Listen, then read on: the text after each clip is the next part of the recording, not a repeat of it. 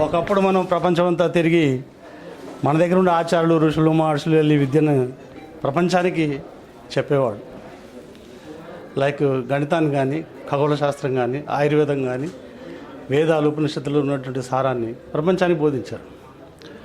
అలాంటి పరిస్థితులు ఈరోజు మనము విదేశాలకు వెళ్ళి చదువుకునే పరిస్థితులు, నూతన ఆర్థిక వ్యవస్థ, నూతన సామాజిక వ్యవస్థ, ఈరోజు ఈ మారిన సామాజిక అవసరాలను బట్టి చదువులు, విద్య లేనివాడు వింత పశువు అన్నారు ఒకప్పుడు. తర్వాత అసలు కంప్యూటర్ యుగం వచ్చిన తర్వాత కంప్యూటర్ తెలియనివాడు కళ్ళు లేని కబోది లాంటి వాడే అన్నారు. ఆ తర్వాత ఇప్పుడేమో విదేశాలకు వెళ్ళి ఎంఎస్లు చేసి ఇంకా రకరకాల చదువులు చదివి ఆ చదువులు ఏంటివో కూడా మాకు తెలియదు ప్రస్తుతానికి. మేము ఆ తరం నుంచి వచ్చిన వాళ్ళం. ఈరోజు ప్రపంచమంతా గుప్పిట్లో ఉంది. ప్రపంచమంతా ఒక గ్రామంలాగా ఉంది. ప్రపంచంలో ఉన్న అన్ని చదువులు మనం చదువుకోవచ్చు. ప్రపంచమంతా మనము ఎక్కడికైనా వెళ్ళవచ్చు, ఏమైనా చేయవచ్చు. ఆ అవకాశం ఈరోజు పిల్లల్లో ఉంది, పిల్లలకు ఉంది. పేరెంట్స్ కూడా చిన్నప్పటి నుంచి వాళ్ళు సంపాదించినంత పిల్లలకు పెట్టి ఆ తర్వాత వాళ్ళు జీవితాలనే దారిపోసి పిల్లల్ని విదేశాలకు పంపుతూ ఉన్నారు. వాళ్ళ భవిష్యత్తు బాగుండాలని, సంపాదించుకోవాలని, చక్కగా మా దేశానికి మనకి ఇంటికి వాళ్ళకు పేరు తీసుకురావాలని ఆశిస్తూ పంపుతున్నారు.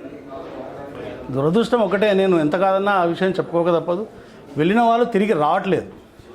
దయచేసి నేను విద్యార్థుల్ని కోరుకునేదంటే వెళ్ళండి, కొంచెం సంపాదించండి, ఆ తర్వాత తిరిగి రండి. మీకోసం ఇక్కడ మీ దేశం ఎదురు చూస్తూ ఉంది, మీకోసం పేరెంట్స్ ఎదురు చూస్తూ ఉంది. దేశం యొక్క అభివృద్ధి కూడా కుంటుపడకుండా ఉండాలంటే మనకు ఈ రోజుల్లో మనం కనేది పిల్లల్ని ఒకరొకరిని ఇద్దరిద్దరినే.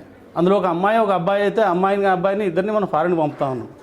వచ్చిన తర్వాత మళ్ళీ వెళ్ళిన తర్వాత వాళ్ళు మళ్ళీ తిరిగి ఇండియాని చూడట్లేదు, మన దేశాన్ని గమనించట్లేదు, దేశానికి రావట్లేదు.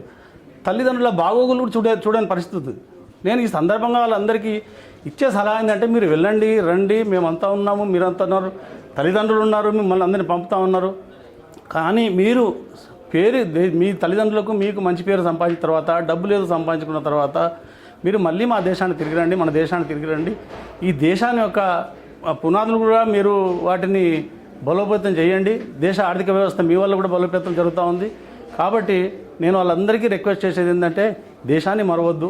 దేశాలకు పోయిందా కానీ దేశాన్ని మరవద్దు, తల్లిదండ్రులు మరవద్దు, మాతృభూమిని అసలే మరవద్దు. ధన్యవాదాలు. నేను ఇంకొక మాట కూడా చెప్పాలి.